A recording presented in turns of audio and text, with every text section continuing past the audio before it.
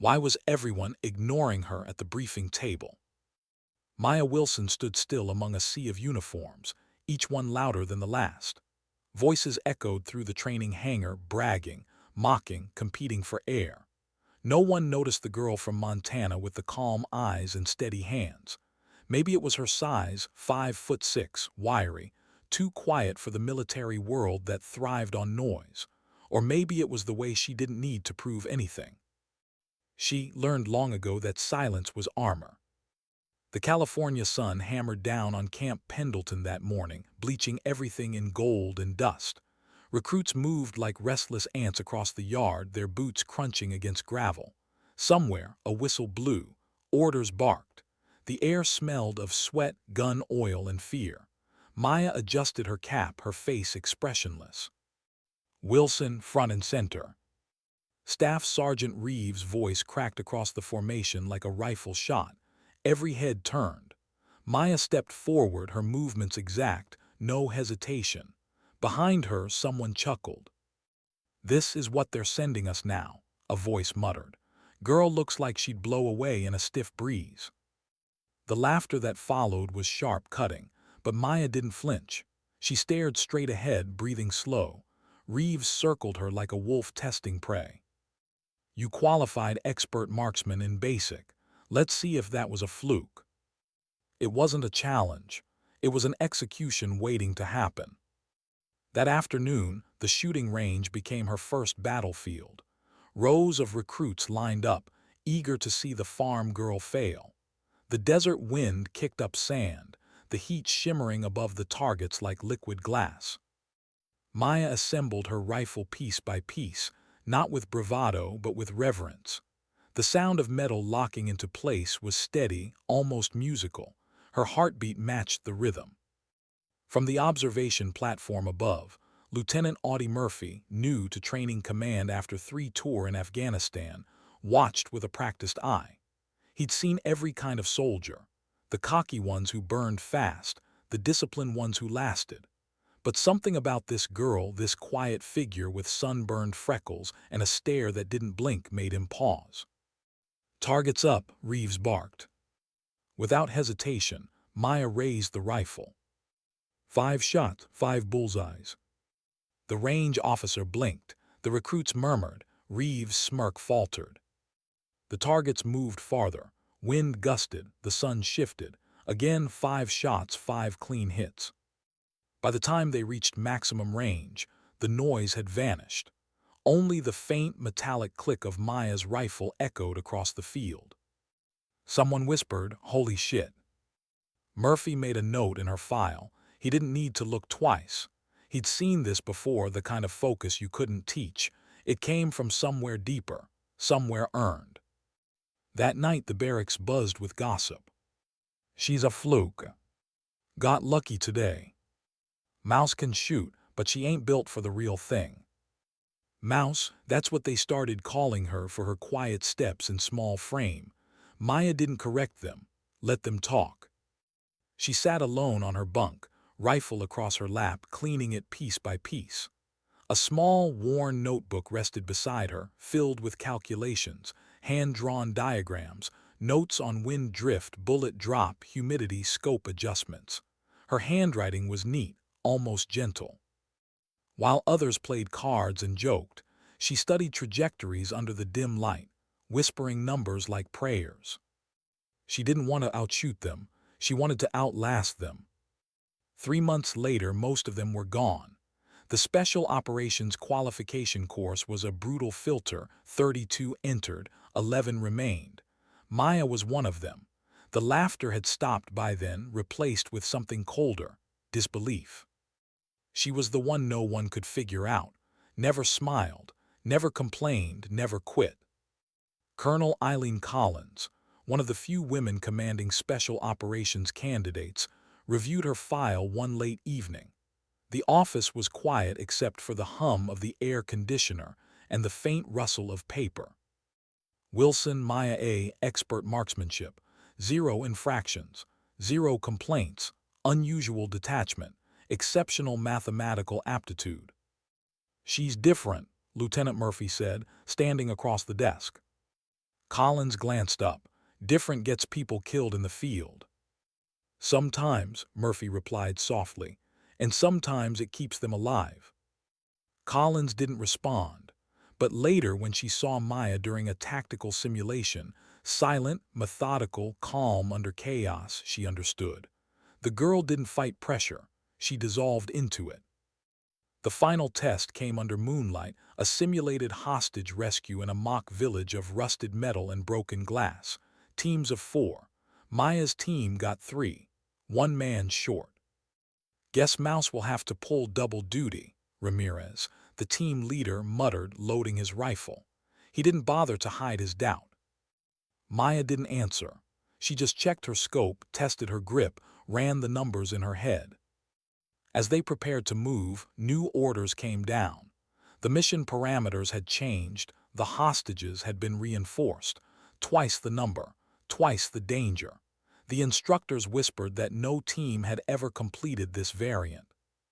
Ramirez cursed, perfect, just what we needed. Maya simply said, we go. The night swallowed their footsteps. The air smelled of concrete and anticipation.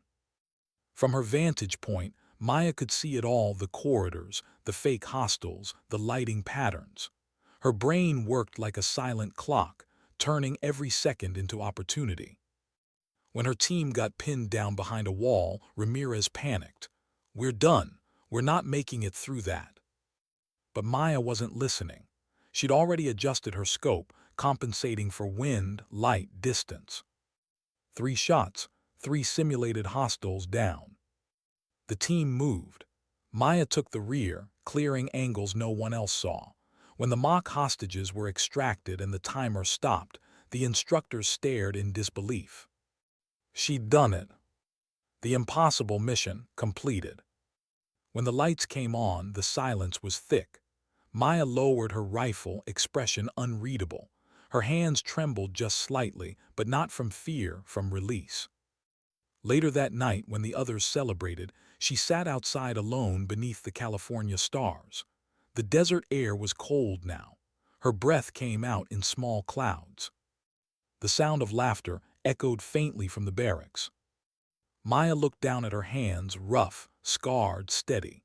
The same hands that used to mend fences and hold her grandfather's rifle back on the ranch. She remembered the way he'd taught her, patient, quiet, never once raising his voice. Don't fight the wind, kid, he used to say. Listen to it, let it tell you what it wants. She'd never forgotten that. Because the wind never mocked her. The wind never doubted her. It only told the truth. That night, Maya wrote something new in her journal. Silence can't be underestimated. It hides the ones who don't miss. Weeks later, she passed final review. No one clapped. There were no cheers, just names read off a clipboard and orders handed out like postcards from another life. Maya's file was transferred to Special Reconnaissance Command under Colonel Collins. She'd been cleared for overseas assignment. As she packed her gear, she caught sight of her reflection in the mirror, a young woman with calm eyes and a rifle slung across her back. Somewhere behind her, a recruit whispered, "She doesn't even look dangerous." He was right. She didn't look dangerous. But she was about to redefine what danger looked like. And though she didn't know it yet, somewhere far away, in the dust and fire of Fallujah, men were already whispering about a sniper who didn't miss. They didn't know her name, not yet. But soon they'd know her code name. And it would echo through every silent kill she made. Sometimes the loudest power doesn't shout. It breathes, waits, and then acts. Why did she always feel calmer when the world was falling apart? The desert answered with silence. 6 months into her deployment in Fallujah, Maya Wilson had learned to become invisible. The heat shimmered above rooftops, waves of dust dancing like ghosts. She lay prone beneath torn netting, her rifle fixed on a distant street where life and death blurred together. Her camouflage blended into debris, burnt tires, broken bricks, and old bullet casings. 48 hours, no movement, no sleep, water rationed to sips. Her spotter, Corporal Jenkins, had lasted 30 hours before whispering, "I don't know how you do it, Wilson." He'd been pulled out, replaced by silence. That was fine. Silence never left her. Through her scope, she watched the safe house, a crumbling two-story building rumored to shelter insurgent leaders. The windows were curtains of darkness. A child darted across the alley with a bucket of water. She held her breath until he vanished. The radio crackled softly. "Phantom, this is base. Mission parameters updated. High-value target confirmed on site. Authorization to eliminate granted." Maya's finger rested near the trigger guard. No words, no acknowledgement. Discipline was law. Radio silence meant understanding. 3 kilometers away, Colonel Collins knew her message had been received. Maya exhaled slowly. Her cheek pressed against the stock, heartbeat syncing with the pulse in her crosshairs. Everything narrowed: sound, sight, time. And then the world shattered. Gunfire erupted 2 blocks south. The radio came alive with panic. "Eagle team under heavy fire. Ambush. We need immediate support." Through her scope, she saw the patrol pinned behind a wrecked Humvee. Dust clouds, muzzle flashes, men shouting. Her earpiece hissed. "Phantom, maintain position. Do not engage. Repeat, maintain surveillance only." She kept her eye on the safe house. The door swung open. Figures spilled out, armed, drawn by the chaos. 8 Marines trapped. Her designated target moving toward an armored vehicle. Orders telling her stay still. Her breath caught. She'd been trained to obey, but she'd been raised to protect. Decision time. Her thumb flipped the safety. She whispered to herself, "Distance, 2,700 meters, wind 4 knots east." Exhale, squeeze. The first guard dropped. Before the others could react, she cycled the bolt and fired again, 2 more down. Her target ducked behind the vehicle. "Phantom, what's your status? We heard shots."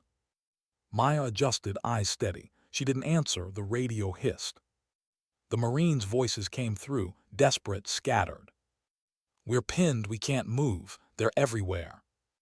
Colonel Collins' voice cut in, hard and cold. "Wilson, acknowledge." Maya finally spoke, her voice a whisper of steel. "Target mobile. Marine unit under fire. Request permission to support." "Negative. Extraction team inbound. Primary mission takes priority." She recalculated distances, the way she always did, mentally tracing geometry through smoke. The Marines wouldn't last 10 minutes. Extraction was 20 away. "With respect, Colonel," she said quietly, "I can do both." Silence. "You're 3 clicks out. That's beyond effective range." "Not for me." Another pause, then. "Proceed at your discretion, Phantom, but if the target escapes." The rest was lost to wind. Maya was already moving. She adjusted elevation, heart rate slowing to near zero. The Marines were small shapes in chaos, men fighting for breath, for seconds. Her first shot reached them like an unseen guardian. One insurgent dropped mid-stride, then another. From the Marines' perspective, the bullets came from nowhere. "Who the hell?" someone shouted, ducking. Maya didn't stop. Between support shots, she returned to her main target, tracking movement through shattered glass. When the vehicle finally lurched forward, she led the shot, just a whisper of motion, and squeezed. The round traveled 3 kilometers, slicing through air like fate itself. It punched through the windshield. The vehicle veered, slammed into a wall, burst into flames. Mission complete, Marines saved. But the desert didn't celebrate. Her earpiece filled with static, then Collins' voice quiet, almost reverent. "Confirmed impact, target neutralized." Maya stayed on the scope, always double-check, always verify. That's when she saw the glint, a reflection from a rooftop opposite her position. Another sniper. "Damn it." The bullet hit her shoulder before the word finished. The impact spun her sideways, pain exploding like fire under her collarbone. She fell hard, breath gone. Rifle tumbled 6 feet away. The world narrowed to dust and blood. "Phantom, respond," Colin's voice barked in her ear. Maya pressed against the wall, dragging herself into shadow. Blood soaked her sleeve, dripping onto the concrete. 3 insurgents broke from cover, moving toward her position. 15 minutes to extraction. She drew her sidearm with her good arm, 4 rounds in the mag. She steadied her breathing. 4 rounds, 3 hostiles, 1 shot to spare. The first rounded the corner center mass, 1 down. 2 left. They shouted in Arabic, firing blindly. The shots cracked against the walls around her, stones splintering near her face. Pain blurred her vision. She swallowed it down. Pain was just another variable. 1 climb to the rooftop. She fired twice more. A scream, silence. 1 round left. The last insurgent was smart, using echoes to confuse her, moving slow, deliberate. He taunted her in broken English, his voice calm and cruel. "American ghost, you bleed like everyone else." Her breathing grew shallow. Blood loss numbed her fingers. Then a whisper of fabric behind her. Instinct, she pivoted, fired. Something struck her temple, a boot, maybe, or debris, and the world vanished into black. The rhythmic thrum of helicopter blades pulled her back. Bright light, noise, pain. She opened her eyes to a face she didn't know, tanned skin, sharp jaw, sea blue eyes. "Welcome back, Phantom," the man said. His voice was calm, confident. "You've got quite a reputation." She blinked, dazed. "Lieutenant John Kennedy, SEAL Team Trident, we pulled you out." He pressed gauze against her shoulder, holding it firm. 3 confirmed kills while bleeding out. High-value target neutralized. 8 Marines saved. He gave a small, incredulous laugh. Even for a SEAL, that would be impressive. Maya tried to speak, but her throat was dry sand. "Save your strength," Kennedy said quietly. "We're taking you home." The helicopter banked hard. Through blurred vision, she saw the desert wide, endless, indifferent. Below, medics worked over 2 Marines, the ones she'd saved. One looked up at her, eyes wide with recognition, then gave a weak thumbs up. For a second, she almost smiled. Almost. Then darkness again. 3 weeks later, forward operating base, classified location. Maya stood at attention in Colonel Collins' office. Her shoulder was bandaged. Movement hurt, but she ignored it. The mission report lay open on the desk. Collins didn't look up immediately. When she did, her eyes were different, the skepticism gone. "The SEAL team has requested you specifically for their next operation." Maya said nothing. "Lieutenant Kennedy thinks you're wasted as a conventional sniper." Still silence. Collins leaned back. "Do you know what they're calling you now?" Maya's expression didn't change. "Not Mouse anymore." Collins closed the file gently. "The insurgents have their own name for you, translated roughly as the ghost who brings death. The SEALs just call you Phantom." For the first time, Maya's lips twitched. Not quite a smile, more a quiet acknowledgement. She'd never wanted a name, but names had power. That night, she sat outside the barracks under a steel-blue moon. The desert was silent again, only the wind moving through wire fences. Her arm throbbed beneath the bandage. She opened her notebook, turning past pages filled with calculations, landing on a fresh sheet. She wrote slowly, the pen shaking from exhaustion. "Distance means nothing. Focus is everything. Silence is not weakness, it's precision. Sometimes you have to break orders to save lives." She stared at the last line for a long time. Then she closed the book and leaned back, eyes fixed on the sky. Somewhere above, a helicopter cut across the moonlight, maybe Trident on another mission. Maybe ghosts chasing ghosts. Maya whispered, "You're welcome." The wind answered softly, carrying dust and memory. She wasn't the same girl from Montana anymore. The one who followed the rules, stayed quiet, waited for permission. Out here, silence had teeth. And soon, she would learn what it meant to be the weapon everyone needed, and no one understood. Sometimes the world only hears you when you break its silence. Why did silence make the SEALs nervous? The first time Maya Wilson walked into the Trident team hangar, conversation stopped. It wasn't hostility, it was confusion. Rows of men in desert tan gear, muscles and scars telling their own stories, all turned toward the slender woman in fatigues carrying a rifle almost as long as she was tall. The patch on her shoulder read Phantom, though few believed the name belonged to her. Lieutenant John Kennedy broke the silence with a half grin. "Gentlemen, meet the reason we're not digging graves for Eagle Company." Someone whistled low, another muttered, "She's the ghost." Maya met no one's gaze, she just nodded once, ready for briefing. Kennedy smirked, "Straight to business, all right then." The mission board flickered to life, a grainy satellite feed of an Afghan valley. Objective: locate and eliminate weapons courier Sahir. Operation name: Glass Veil. Support: Phantom, long-range overwatch. Kennedy pointed to a ridge on the map. "You'll set up here, 2.7 clicks from our entry point. Crosswinds can hit 15 knots, so adjust accordingly. We move at 200. He paused. Questions? The room stayed silent. Then one of the SEALs' bulky, shaved head, old school, leaned back in his chair. "Yeah, I got one. What happens when this ghost misses? We don't exactly get do-overs out there." Maya didn't flinch. "Then you'll be dead before you know I missed." A ripple of laughter. Kennedy grinned. "Fair answer." But when the team dispersed, Maya caught fragments of talk behind her. "She's too quiet. Probably command politics.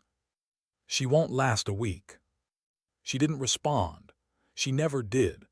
But that night, in the silence of her bunk, she stared at the cracked ceiling and felt something she hadn't felt since Montana: loneliness. The kind that creeps in when even respect feels temporary. At 200, the mountains were black silhouettes against the stars.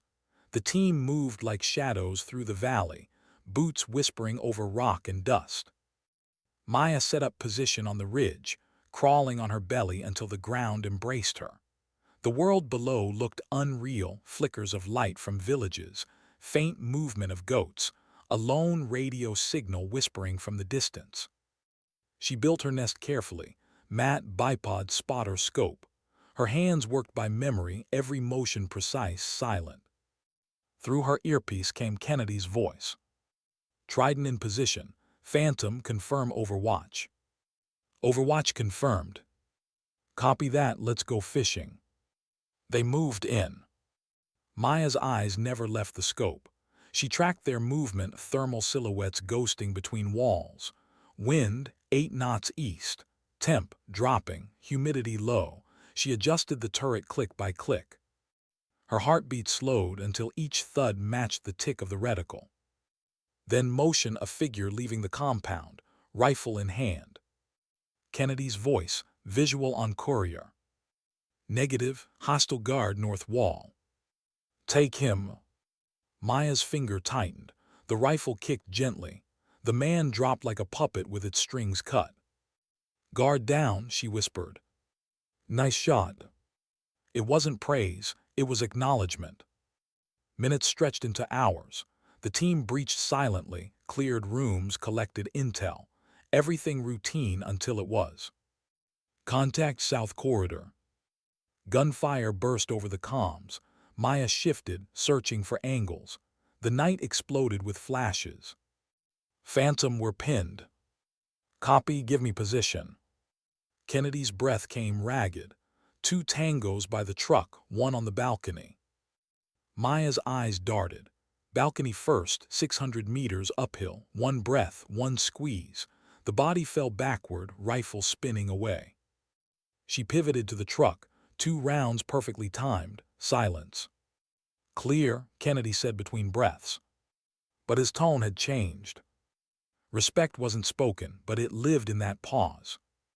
The mission ended at dawn. The team hiked back in silence, sweat and dust painting their faces gray. Kennedy walked beside her, glancing sideways. "You always that calm up there." "Usually."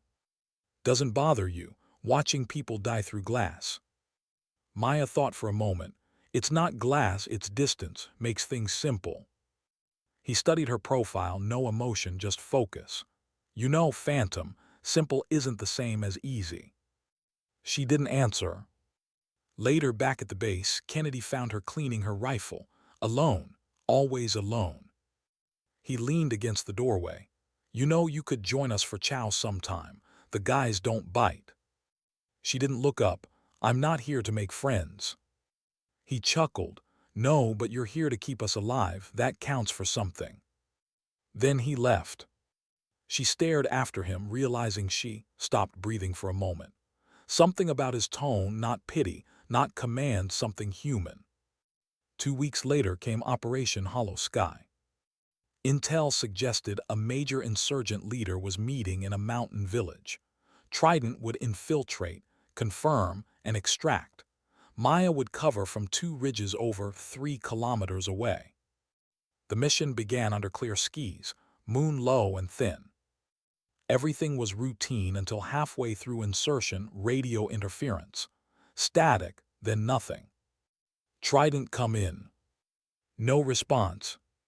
She adjusted frequency, recalibrated antenna, still silence. Then flashes on thermal. 5, 6, maybe 7 heat signatures moving fast toward Trident's last location. Ambush. Maya's stomach turned cold. She exhaled, forced calm, began calling shots. First target running low down, second behind boulder down, third vanished. Still no radio. Through her scope she saw Kennedy, barely visible, crouched behind a broken wall, hands signaling his men. He looked up once, toward her ridge, as if he knew. "Hold on," she whispered. Another target lined up, one shot, another. Then her radio hissed, Kennedy's voice faint. "Phantom, if you can hear me, we're surrounded." "I hear you." "Good, then make them regret it." The next 6 minutes blurred into muscle memory. She became rhythm and recoil, the rifle's heartbeat merging with hers. Bodies dropped. Chaos shifted. Finally silence. When Trident moved again, the dawn was rising. Kennedy's voice came through, calm now. "Area secure. Good work, Phantom." Her voice was soft, always. He laughed. "Always, huh? Remind me never to piss you off." She allowed herself a breath, something like relief. Later, back at base, Trident gathered in the hangar, laughing, recounting the fight. Someone tossed her a ration bar. "For the ghost who saved our asses." She caught it, hesitated, then nodded once. They laughed, but it wasn't mockery anymore. It was belonging. For the first time since joining the military, she didn't feel like background noise. That night she couldn't sleep. The laughter still echoed in her ears, but underneath it something else, a memory she couldn't bury. The child in Fallujah, the one with the bucket, the one who ran across her sightline before the first shot. She'd never found out if he survived the blast that followed. In training they'd called it collateral, but in her dreams it had a face. She got up, packing the small room. Her reflection in the window looked ghost-like, hollow eyes, pale skin, shadows under her cheekbones. Maybe this was what ghosts felt like, not dead, just forgotten by the living. She sat, opened her notebook and wrote. "Precision without mercy is just math. Mercy without precision is chaos." I walked between them. A week later, during debrief, Colonel Collins reviewed Trident's latest success. Kennedy spoke first. "Her overwatch saved 7 of my men. She reads wind like its language." Collins nodded. "Phantom, your calculations are unmatched, but I need to know, when the radio failed, what made you break protocol?" Maya looked up. Her voice was calm. "Because waiting would have killed them. I don't need orders to do what's right." The room was silent. Kennedy smiled faintly. Collins just stared and for the first time didn't correct her. Afterward, Kennedy caught her outside. The desert wind whipped through the fence line, hot and dry. "You ever think about going home?" he asked. She glanced toward the horizon. Home stopped being a place a long time ago. He nodded slowly. "Yeah, I get that." They stood in silence a long time, two ghosts side by side. Back in her quarters, Maya packed her gear for the next mission. She paused at her notebook, added one final line beneath the rest. Even silence needs someone to speak for it. She closed the book, slid it into her pack, and sat on her bunk. The lights flickered once, humming low. Outside, engines roared, Trident's transport warming up for another night that might never end. She whispered to herself, "Let's go hunting." The words weren't pride, they were purpose. She wasn't the girl they laughed at anymore. She wasn't even just a sniper. She was Phantom. And soon, her legend would be written in the space between every heartbeat she stilled. Sometimes belonging isn't about being seen. It's about being needed, even by those who never understand you. Why did the best shots always come with the worst silence afterward? The wind carried only echoes that morning, rifle reports rolling off the mountains, then fading into nothing. Maya Wilson lay motionless on a rocky outcrop, her ghillie suit streaked with dust, the barrel of her rifle kissing the edge of a cliff. The mission was simple on paper: protect Trident team during a high-value extraction.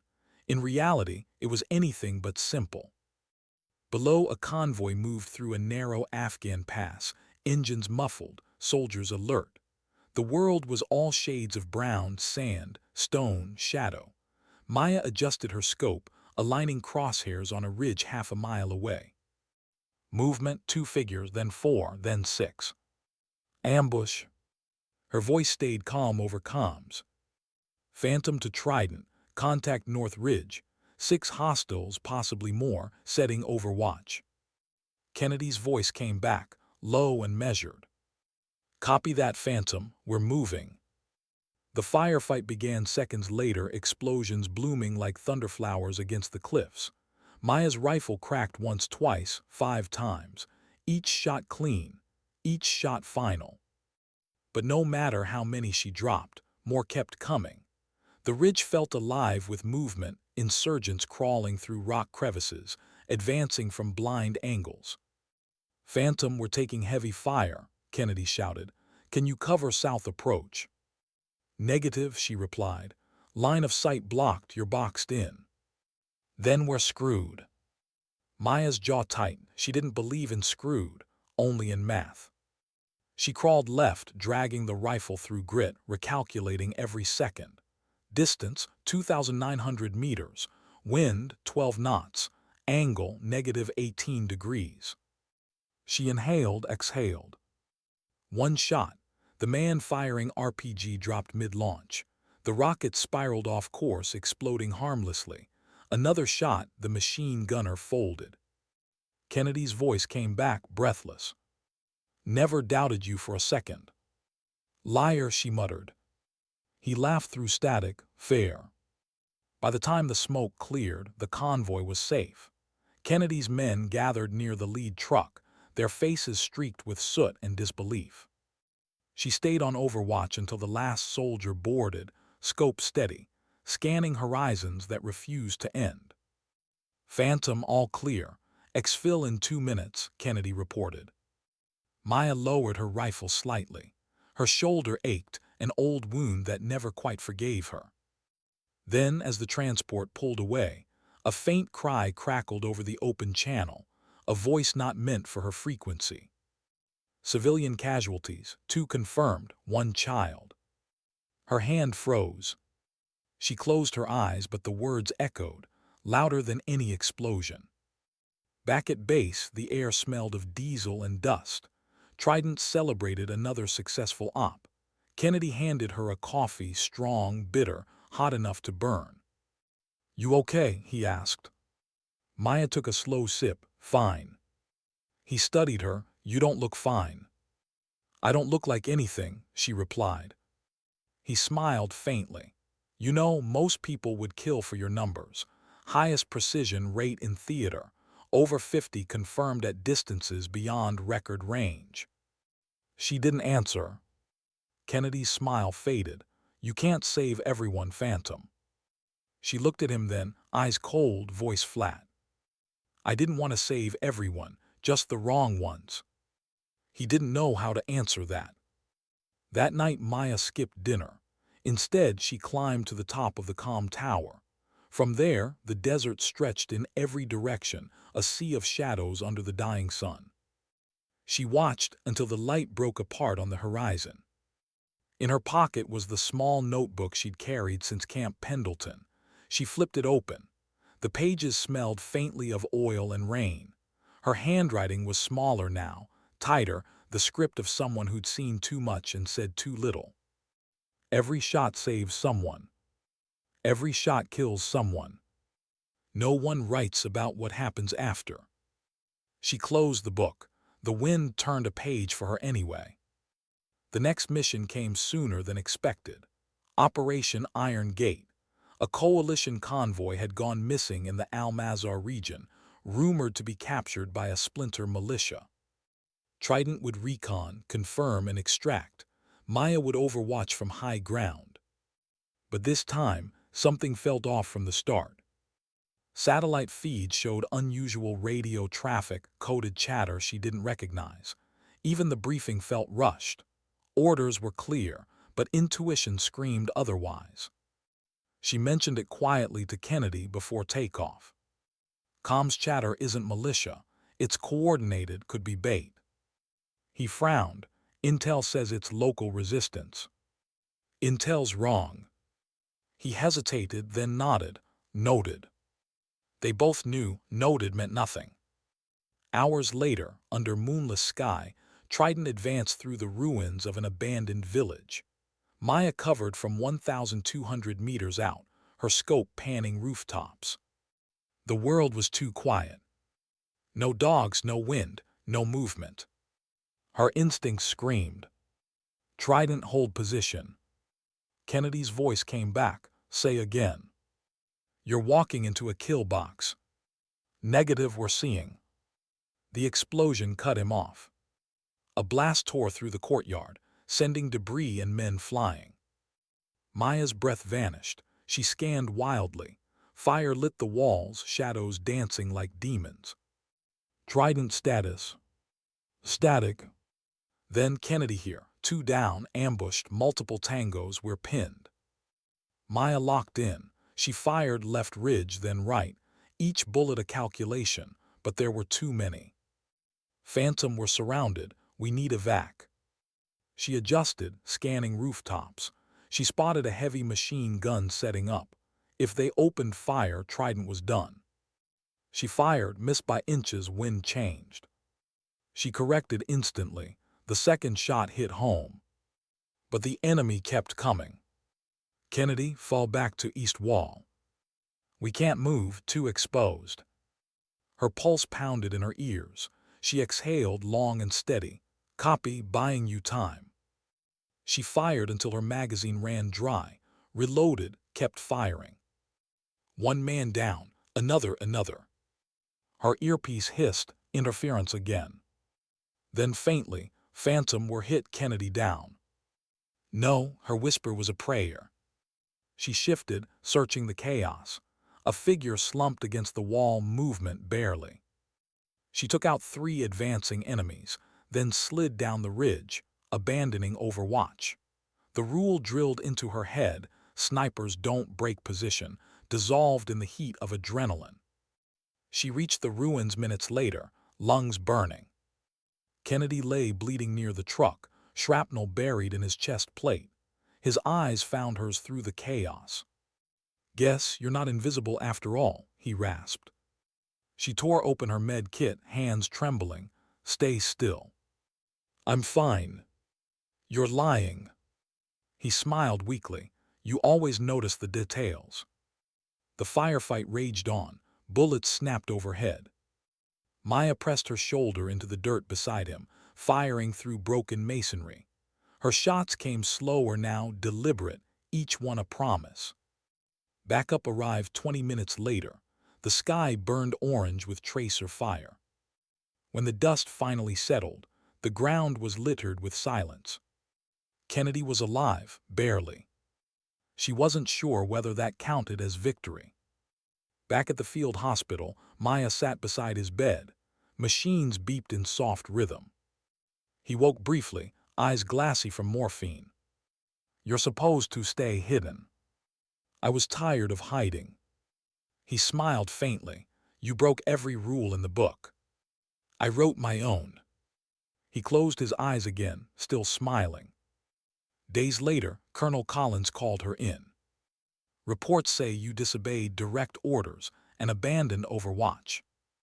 "Yes, ma'am." "Explain yourself." Maya's tone was calm, because orders don't matter if everyone dies. Collins studied her. "You understand that if this were any other case, I'd court-martial you." "Yes, ma'am." But Kennedy filed his own report. Collins slid a folder forward. "He said you saved his life, saved his team. He called it tactical initiative under fire." Maya stayed silent. Collins' gaze softened. "You're not like the others, Wilson. You never were. Just make sure your heart doesn't get in the way of your aim." Maya nodded once. "It already has." That night she sat outside the medical bay. The stars above seemed too sharp, too bright. She opened her notebook, writing one slow sentence. "The cost of precision is memory." Her hands shook. She stopped, breathing ragged. Inside, Kennedy slept under morphine and machines. Outside, she counted stars until they blurred together. The desert wind moved gently across the camp, carrying whispers of laughter, gunfire, prayers. She listened to it all, the music of a life built on silence. When dawn came, she rose, packed her gear, cleaned her rifle. A message blinked on her comm. "New orders, Trident deployment in 48 hours. Phantom reinstated." She stared at the screen for a long time, then softly, almost to herself. "Let's finish this. Some rules keep you safe, others keep you small. The brave ones learn which to break." Why did it feel quieter after every mission, like the world forgot to breathe with her? Maya Wilson sat alone in the armory, stripped rifle across her knees. The metal gleamed under fluorescent light, reflecting a face she barely recognized anymore, sharper, thinner, harder. Around her, the faint echo of laughter from Trident's barracks filtered through the walls. They were celebrating another deployment order, another chance to prove themselves. She didn't celebrate, she prepared. Across the hangar, a small flag hung beside the door. Dust clung to its edges, the fabric faded but unbroken. Kennedy's voice echoed in her memory, "You can't save everyone." She had learned that was true, but it didn't stop her from trying. 48 hours later, they deployed into the mountains again, a valley that intelligence called Sector 9, but the locals called Dar al-Maut, the House of Death. The mission was classified even by special operations standards. The briefing came sealed. No paper, no digital log, just coordinates and one line from command. "Retrieve the device, minimal exposure, no collateral." Even Kennedy, now recovered but still pale from his injuries, seemed uneasy. "They're not telling us everything," he said quietly as the helicopter blades thundered overhead. "They never do," Maya replied. He looked at her, searching for something, maybe fear, maybe hesitation. He didn't find either. They inserted at dawn. The air was thin, the light metallic. The target was an abandoned mining complex, long stripped bare, now occupied by a militia cell rumored to be testing a new kind of signal disruptor, capable of blinding satellite communications across half the region. For Trident, that meant one thing: go dark, get in, get out, and leave no trace. Maya climbed to high ground, setting her scope toward the complex. Through her lens, she saw motion, men carrying crates, patrolling roofs, a generator humming near a rusted water tower. She radioed in. 12 hostiles visible, at least 4 inside. You'll have a 10-minute window once I neutralize Overwatch. Kennedy's voice came through calm. Copy that, Phantom. We're moving on your mark. She adjusted her scope.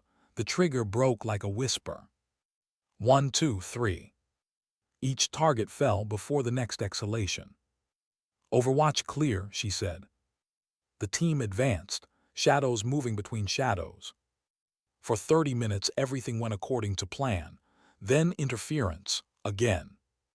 Static flooded her earpiece. She switched frequencies. Nothing. Switched again. Still nothing. Her stomach turned cold. Then the first explosion tore through the valley.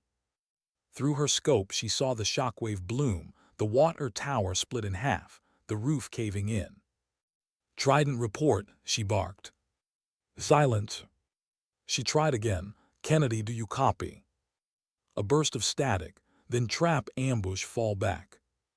The signal cut. Maya's pulse spiked. She scanned the compound, desperate for movement. Then she saw it, one of the SEALs, dragging another through the smoke, limping, firing blind. A sniper's glint flashed across the opposite ridge. She didn't think, she fired. The shot cracked, distant thunder rolling back across the valley. The glint vanished. Another flash lower right. She fired again. Then another. Her breathing turned ragged. Hold on, Trident, she whispered. Through the haze she saw Kennedy emerge, shoulder bloodied, radio clutched to his vest. Phantom. I see you. We're pinned south wall. They've got heavy MGs. Not for long. She shifted left, lining up the gunner. One squeeze. The weapon fell silent. She swung right, second nest, 800 meters. 2 rounds, 2 kills. Kennedy's team began to move again. But then in her scope, something she couldn't process. A child, maybe 9, running toward the compound with a crate in his arms. Wait, she whispered. What is he? The crate glowed. C4. The explosion ripped through the courtyard, swallowing the child, the walls, the world. The sound hit her seconds later, a wave that shook her to the bone. She flinched, eyes wide, chest tight, her vision tunneled. Through the smoke, figures burned. Trident status. Kennedy coughed through the radio, voice raw. 2 down, 3 wounded. We're pulling back. Understood. But her hands wouldn't stop shaking. She couldn't steady the scope. She'd seen plenty of death, but never one that small. Hours later, they made it to exfil, battered, bloodied, half a team gone. The helicopter lifted them into an empty dawn sky, the world below reduced to smoldering ruins. Maya sat opposite Kennedy, her rifle between her knees, eyes fixed on nothing. The others were silent, no jokes, no laughter, just the hum of rotors and the scent of burned earth. Kennedy finally spoke. That wasn't your fault. She didn't answer. He tried again. You couldn't have known. She looked up at him then, eyes hollow. I should've. When they landed, command was waiting, sharp uniforms, clipped voices, no emotion. The report they wanted wasn't about loss. It was about success. The signal disruptor destroyed. The compound neutralized. Mission technically complete. The colonel read the summary aloud. Objective achieved. 6 friendly casualties. 0 civilian survivors. 0 civilian survivors. The words hit her harder than shrapnel. After debrief, she walked out into the desert until the lights of the base disappeared. She sat in the sand, rifle across her knees, and watched the sunrise bleed over the horizon. The wind whispered her name, Phantom. She whispered back, that's all I'll ever be. 3 days later, Kennedy found her sitting alone outside the range. You've been quiet, he said. I'm always quiet. Quieter than usual then. He sat beside her, handing her a small folded piece of paper. She opened it. A sketch, rough pencil lines, a sniper prone on a hill, the sun rising behind her. "You drew this." "Yeah, I'm terrible at it," he admitted. "But it's what I saw that day. You above us, saving our asses again." She studied the drawing, the figure in it faceless, only the silhouette defined. "You make me look taller," she said softly. He smiled. "You make everyone else look smaller." She almost laughed, almost. Then her voice dropped. He was just a kid, John, 9 maybe, carrying something he didn't even understand. Kennedy's smile faded. "That's war." "No," she said. "That's what we call it to live with it." He didn't argue. That night she went to the shooting range alone. No target practice order, no training drill, just silence and distance. She set up her rifle under dim floodlights and stared downrange at an empty silhouette target. She didn't shoot for record, she shot for silence. Each trigger pull was a heartbeat she didn't want to feel. When she was done, the target was shredded. She sat cross-legged, eyes wet, whispering to the sand. "The closer I aim, the farther I feel." Colonel Collins found her the next morning. "You're burning out," Collins said flatly. "I'm fine." "No, you're not. And if you keep pretending, you'll get someone else killed." Maya met her gaze, then ground me. Collins studied her for a long moment. "You'd hate that more than death." Silence. Then Collins sighed. "I've seen soldiers come apart before. The ones who survive don't get rid of their ghosts. They learn to live beside them." Maya's eyes flickered. "What if my ghost has my name?" Collins looked away. "Then maybe it's time you stop running from it." Later, Maya returned to her quarters. She opened her notebook, pages filled with equations, coordinates, wind charts. She turned to the very last page, still blank, and wrote, "The enemy isn't always the one holding the rifle." She stared at it for a long time. Then, for the first time in her life, she closed the book and didn't bring it with her. When she walked out, the wind carried sand across the floor, erasing her footprints almost instantly. 2 days later, Trident was deployed again. She didn't hesitate. She couldn't. Purpose was her only cure. But as the helicopter lifted off, Kennedy glanced at her across the cabin. "Still with us, Phantom?" She looked back, eyes unreadable. "Always," she said. And somewhere deep inside, she wasn't sure if that was a promise or a confession. Sometime, the war outside ends long before the one inside does. Why did the trigger feel heavier now, like it remembered every life it had taken? The wind moved low across the Afghan plateau, carrying dust and the distant scent of cordite. Maya Wilson lay prone behind her rifle, scope trained on a valley below where nothing yet stirred. The air was thin, the horizon endless. To anyone watching, she looked like a statue carved from earth and patience. But inside, something was unraveling. Trident team was 2 clicks east, preparing to raid a compound rumored to hold a high-value target, a foreign contractor turned warlord known only as the Broker. He wasn't a fighter. He was worse. He sold wars. Command wanted him alive.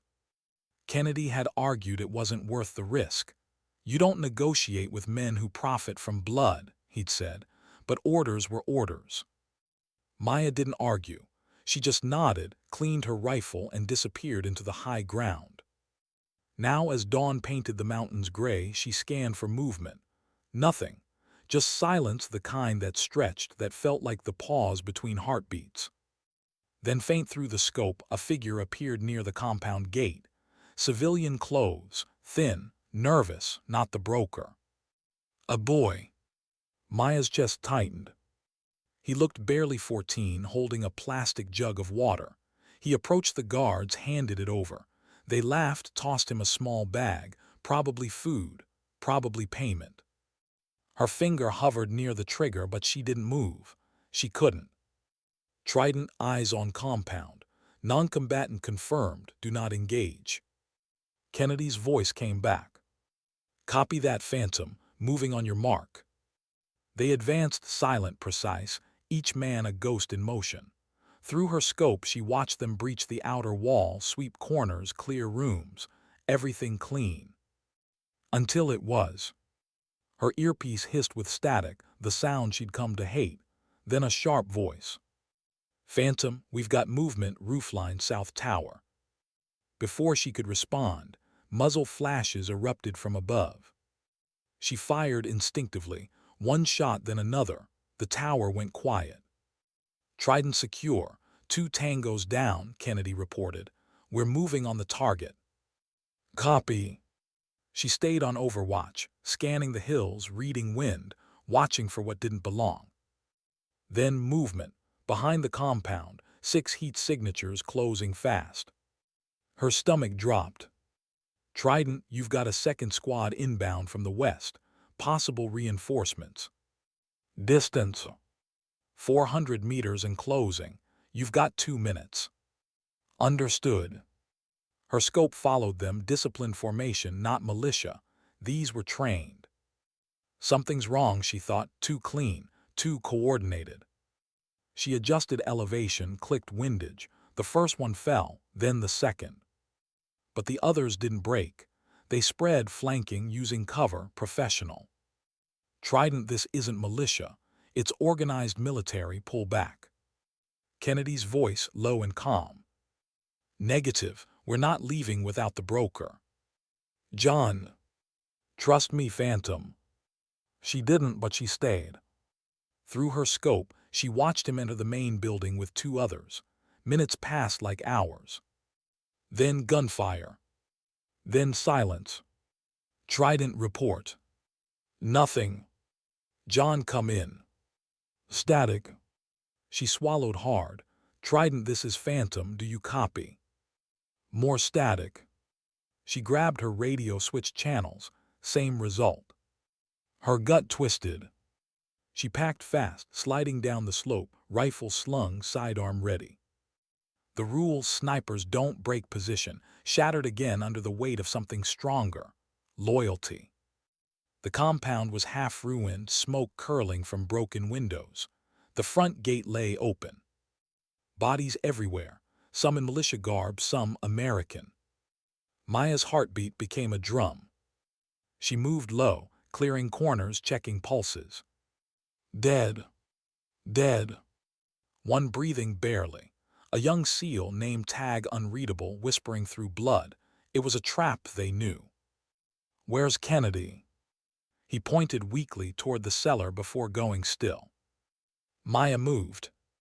Down narrow stairs into darkness, her boots slick with dust and ash. The air was heavy. In the basement, she found Kennedy handcuffed to a pipe, blood streaking his temple.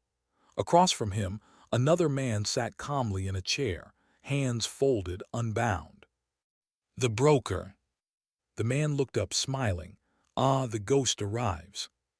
Maya's grip tightened on her pistol. Kennedy groaned, half-conscious. "Maya, do."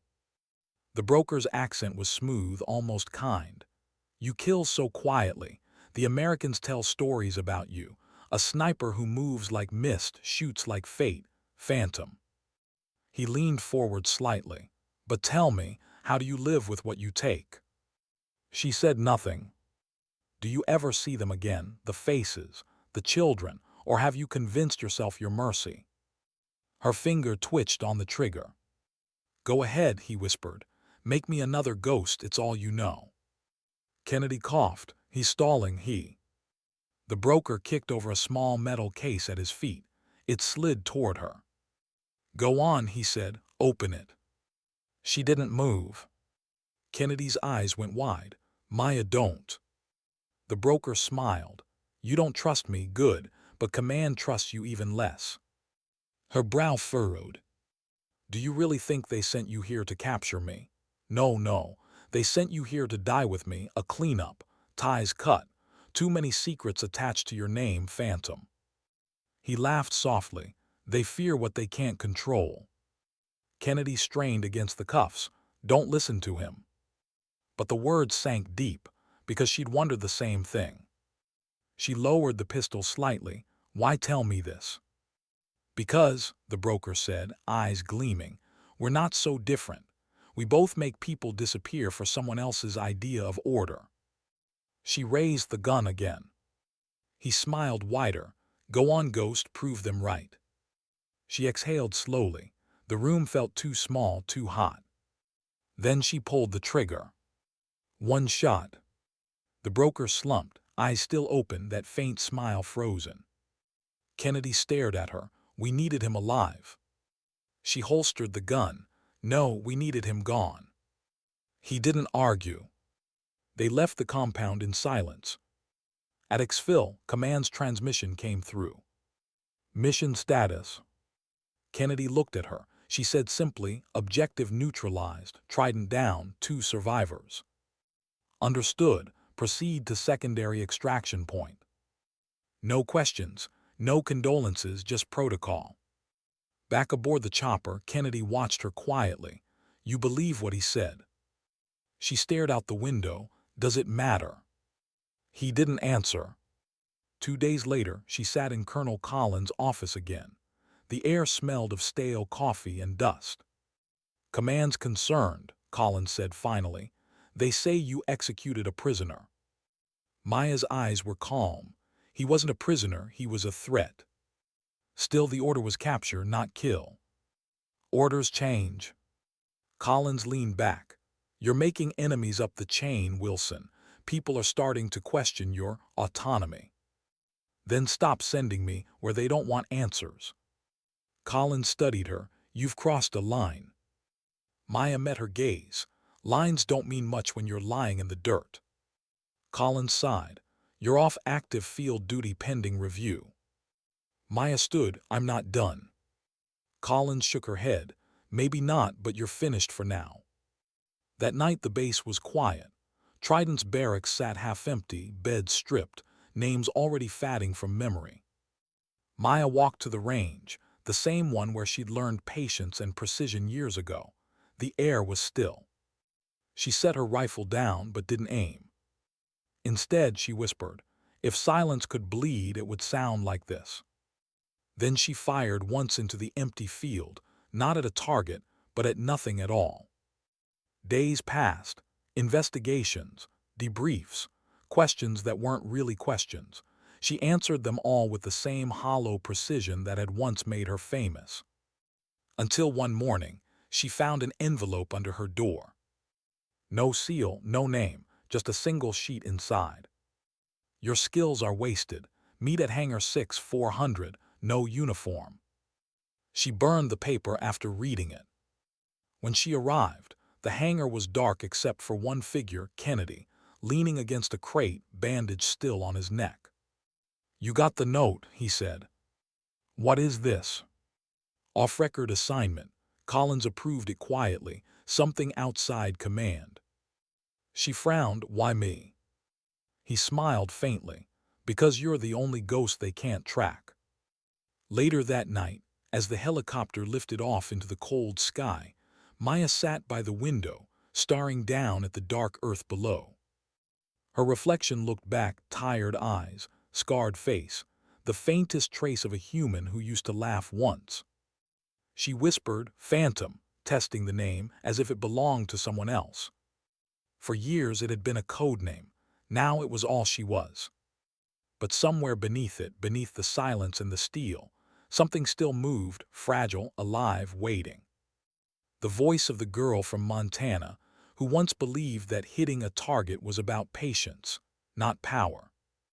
And she wondered, when did she stop shooting for survival and start shooting to feel alive? Outside, lightning cracked across the desert horizon. The storm was coming. She smiled faintly, almost sadly. "Let it come.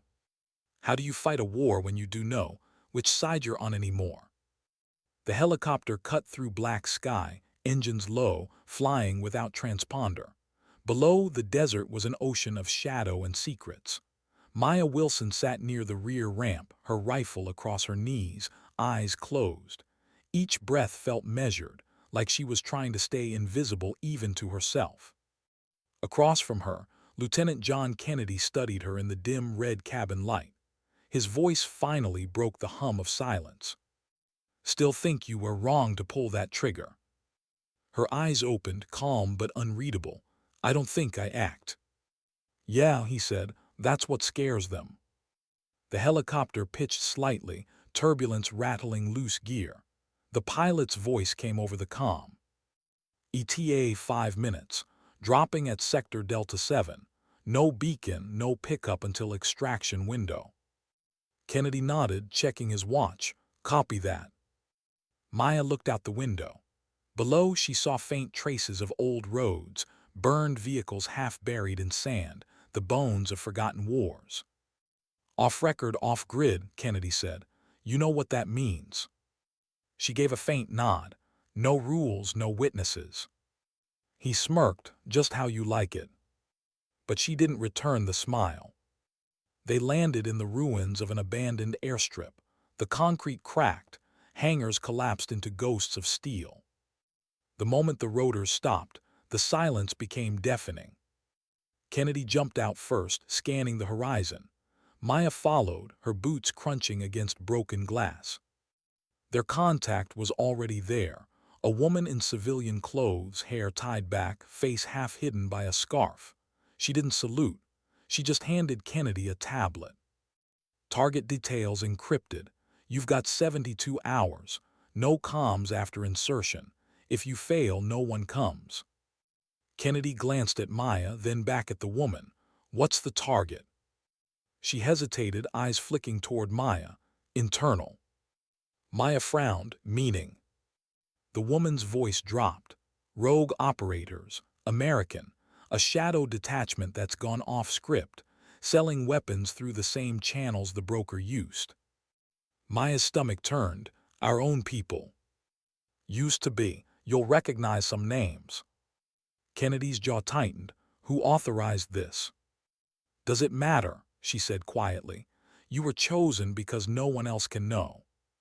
Then she turned, walking into the wind until her figure vanished in dust. Maya looked at Kennedy. You trust her. He gave a humorless laugh. I don't trust anyone anymore. Good, Maya said softly. You're learning. Night fell over the valley. They moved like whispers, crossing dunes and stone fields, guided only by stars and memory. Kennedy led with his carbine drawn, Maya covering from the rear. Every sound mattered, every crunch, every breath. The wind wasn't their enemy, it was their camouflage. Hours later, they found what they were looking for. A half-sunken bunker built into a cliffside, its old NATO markings painted over in black. Maya crouched low, scanning through thermal. 3 heat signatures inside, maybe 4, armed. Kennedy nodded. We take it quiet. They breached through the back service tunnel, corroded door hinges muffled by sand. Inside, the air was stale and warm. A single bulb flickered overhead, throwing weak light on old crates stamped with military codes. Then voices, low, confident American accents. Maya crept forward, scope raised. She froze. At the table were 3 men and 1 woman, all in tactical gear without insignia. She recognized 2 of the faces. Former Trident operators. Her pulse slowed, but her chest felt hollow. Kennedy whispered, You know them. Yes. Orders. She hesitated. The memory of Colonel Collins' warning echoed in her mind. You've made enemies up the chain. Now she saw what she meant. These weren't deserters. They were cleaners sent to erase the things command didn't want seen, the same things she'd become without realizing it. One of the men turned, caught the faint glint of her scope. Contact. Gunfire erupted. Maya dropped low, returning fire precise, surgical, merciless. One fell instantly. Another dove behind a crate. Kennedy flanked left, cutting angles. The fight was close, brutal. When it was over, silence settled again, heavy and suffocating. Maya approached the last surviving operative, the woman, mid-30s, bleeding from a shoulder wound. Who sent you? Maya demanded. The woman smiled weakly. Same people who sent you. Command. Higher. Her voice trembled. You really think you're a ghost? You're just another story they built. You were never meant to survive this long. Maya's throat tightened. What are you talking about? They needed a symbol, a myth, someone to take the fall when things go wrong. Phantom isn't your code name, Wilson. It's the name they give to disposable assets. Maya froze. Kennedy stepped forward, furious. You're lying. The woman smiled faintly. Am I? Then she pulled a pin from a hidden grenade. Kennedy reacted fast, dragging Maya backward as the explosion ripped through the bunker. Dust, fire, smoke, the world spinning in chaos. When the noise faded, half the room was gone. Kennedy coughed, voice hoarse. You okay? Maya nodded, ears ringing. But something had changed behind her eyes. She'd always thought Phantom meant she'd earned something, a title, a legacy. Now it felt like a tombstone someone else had carved for her. They spent the next day tracking coordinates recovered from the bunker's remains. The trail led them deeper into the mountains, to a facility buried beneath stone, half lost to time. It wasn't on any map. Inside, they found evidence of something darker. Racks of unmarked rifles, encrypted laptops, crates labeled as medical aid but filled with ammunition. And on the wall, a faded insignia that chilled them both. U.S. Special Reconnaissance Command. Their own division. Kennedy exhaled slowly. This isn't rogue ops, this is sanctioned. Maya ran her fingers over the crates. They built a shadow under their own shadow. He gave a bitter smile and put the ghosts in charge. She looked up at him. We have to expose this. And go where? Command will bury it before it reaches daylight. Then we make sure daylight finds it anyway. That night they camped near the ridge, fireless, surrounded by endless dark. Kennedy sat cleaning his rifle, face drawn. When this is over, he said, what are you gonna do? Maya stared out at the horizon. Go home. He raised an eyebrow. You still think you have one? She hesitated. Maybe not a place, maybe a feeling. He smiled faintly. You sound like my mother. She almost laughed. She must have been smarter than you. He grinned, much. Then the silence returned. That long, unspoken understanding that this might be the last mission either of them survived. At dawn, they moved toward the final coordinates, a satellite relay station disguised as an abandoned weather outpost. Inside, data servers hummed faintly. Maya connected a drive from her pack, uploading the evidence, transaction records, mission logs, lists of operations Command had erased. Kennedy watched the screen flash. Upload complete. Where it going? He asked. Everywhere, she said. Encrypted broadcast. Even Command won't be able to bury it. He gave a low whistle. You just burned half your career. She looked at him. Good, it wasn't worth much. As they prepared to leave, headlights cut through the mist. Convoy approaching, unmarked. Kennedy raised his weapon. How the hell did they find us? They didn't, Maya said quietly. They were already here. The lead vehicle stopped. The door opened. Colonel Collins stepped out. Maya froze. Collins looked older, wearier, but her voice was sharp. Stand down, both of you. Kennedy didn't lower his rifle. You knew. I tried to stop it, Collins said, but you can't stop what doesn't officially exist. She turned to Maya. You were never supposed to find this. Maya's voice was quiet, and the ones who did. They disappeared, Collins said softly, like phantoms. Maya's finger tightened on her rifle. Then that's all I ever was to you, disposable. Collins took a step closer. No, you were necessary. Kennedy shook his head. She's not your weapon anymore. For a long moment, no one spoke. The desert wind filled the silence. Then Maya lowered her gun. We're done here. Collins nodded once. For your sake, I hope so.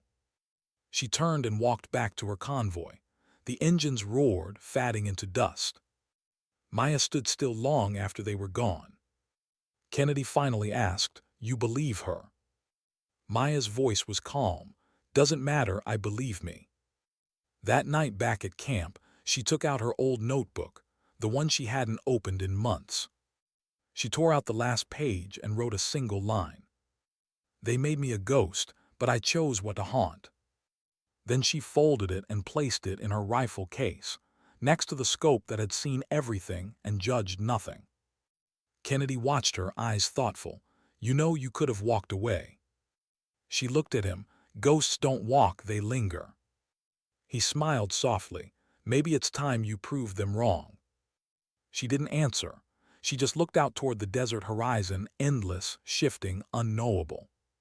Somewhere far off, lightning flashed again. The storm she'd been waiting for wasn't coming anymore.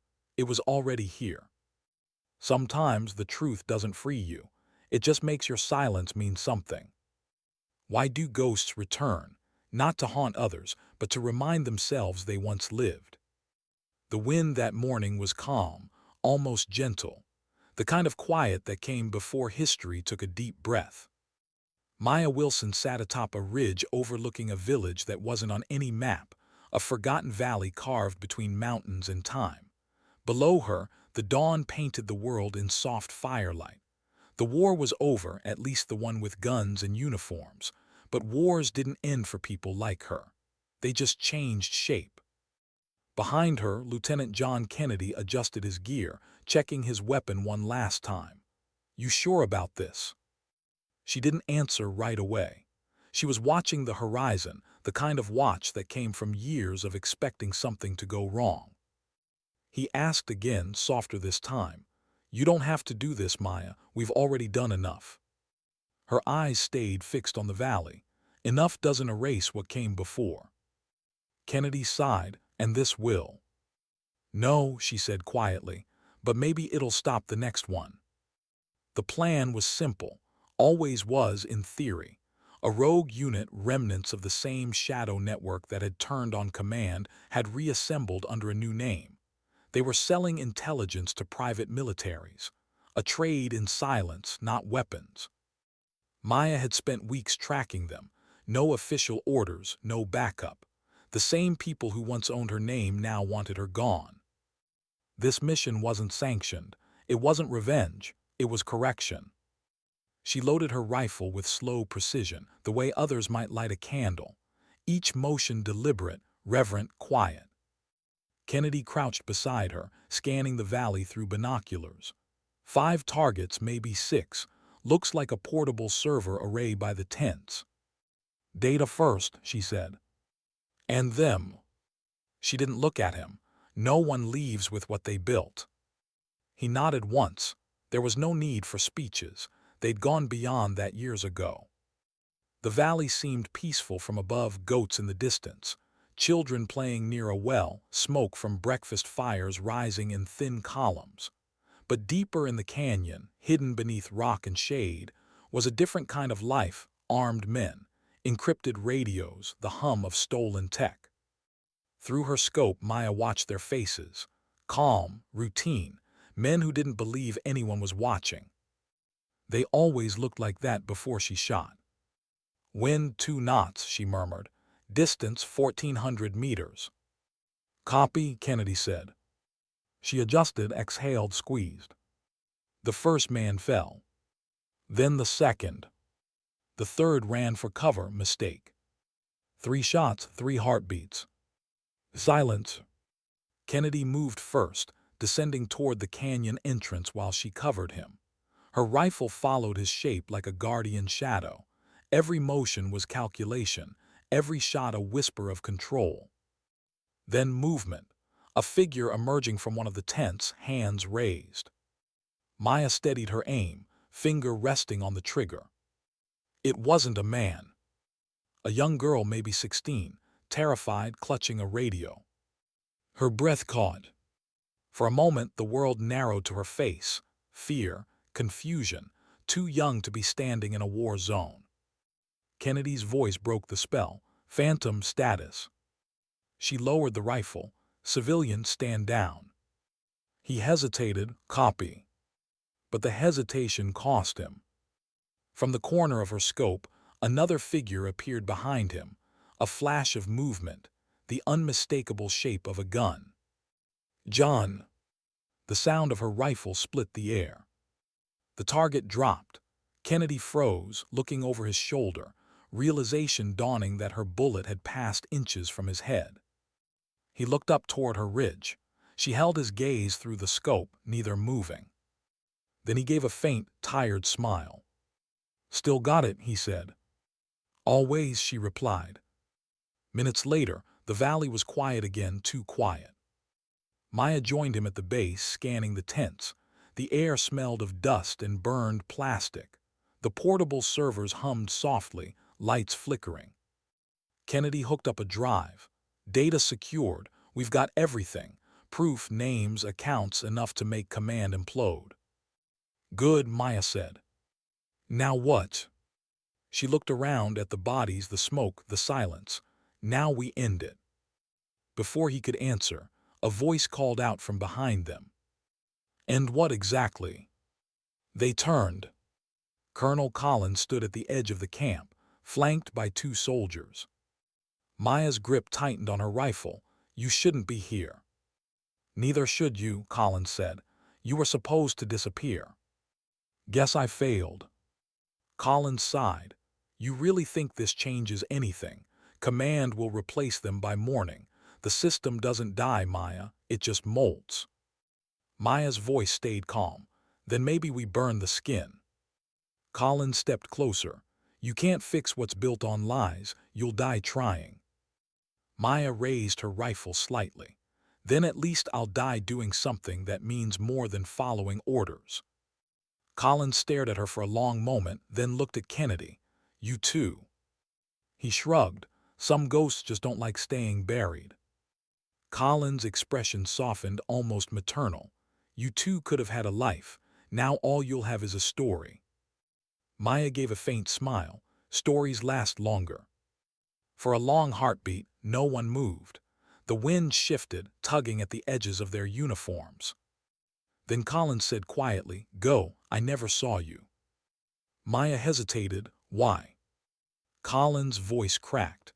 "Because if I pull the trigger, I'll prove you were right about me." Maya lowered her rifle. "You don't have to prove anything, just live with it." Collins turned and walked away, her footsteps fading into the wind. Hours later, Maya and Kennedy reached the extraction point, a rocky plateau overlooking the endless desert. The sun was sinking, the sky bleeding orange and gold. The helicopter was late. They sat side by side on the edge of the cliff, helmets off, exhaustion written in every breath. Kennedy handed her a flask, "For old times." She took it, drank, and winced. "Still tastes like gun oil." He laughed softly. "Guess some things don't change." Silence settled again, not heavy this time but peaceful. Maya looked out at the desert. "You think they'll come after us?" Kennedy smirked. "If they can find us." She nodded. "If." A pause, then quietly, "Do you ever wish you hadn't met me?"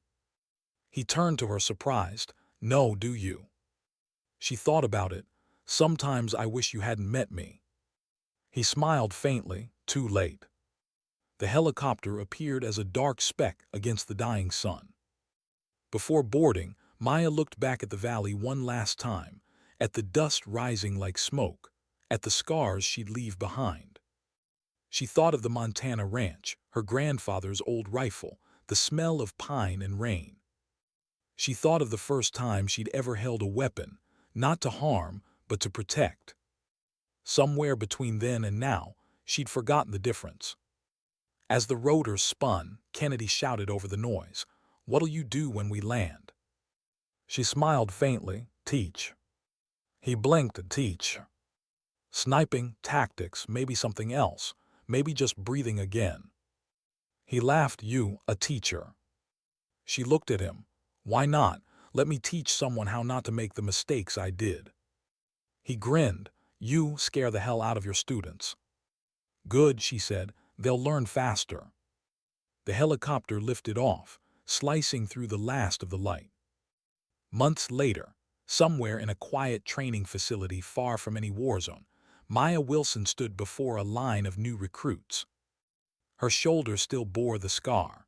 Her uniform was stripped of rank, but the room, full of wide-eyed soldiers, went silent the moment she entered. Behind her a chalkboard read, Long-Range Engagement Course Lead Instructor, M. Wilson Phantom. She placed her rifle on the table. "All right," she said softly, "let's begin." A young trainee, barely 20, raised his hand. "Ma'am, is it true you once hit a target from 3 kilometers?" She checked the rifle's scope, her movements calm and precise. 3.2, she said. Gasps, whispers, someone muttered, "That's impossible." Maya looked up, eyes steady. "Out there, you'll hear that word a lot, impossible. They'll tell you what can't be done because they couldn't do it themselves." She paused, walking slowly down the line of students. "The truth," she continued, "impossible is just distance. All you need is patience to close it." She picked up a piece of chalk, writing 3 words on the board. Focus, patience, purpose. Then she turned back to them, her voice soft but unshakable. "You think shooting is about bullets and targets. It's not. It's about knowing yourself. The wind, the distance, the silence, they all mean nothing if you can't stay still long enough to understand them." The recruits watched her spellbound.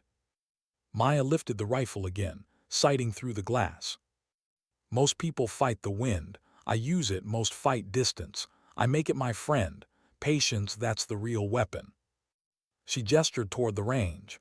"Now let me teach you to shoot." Behind the glass wall, Kennedy watched quietly, his arms crossed, pride in his eyes. The recruits adjusted their rifles.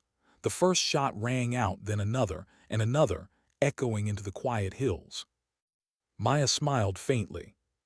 She didn't hear laughter anymore. Only focus, only silence. The kind of silence she'd lived her whole life in, and finally made peace with. Years later, when new soldiers whispered stories about the Phantom, they didn't talk about a killer. They talked about a teacher. A woman who taught them that strength doesn't shout, that precision is mercy, and that silence, when held with purpose, can be louder than war itself. And though few ever knew her real name, those who did remembered her not for the shots she fired, but for the ones she didn't.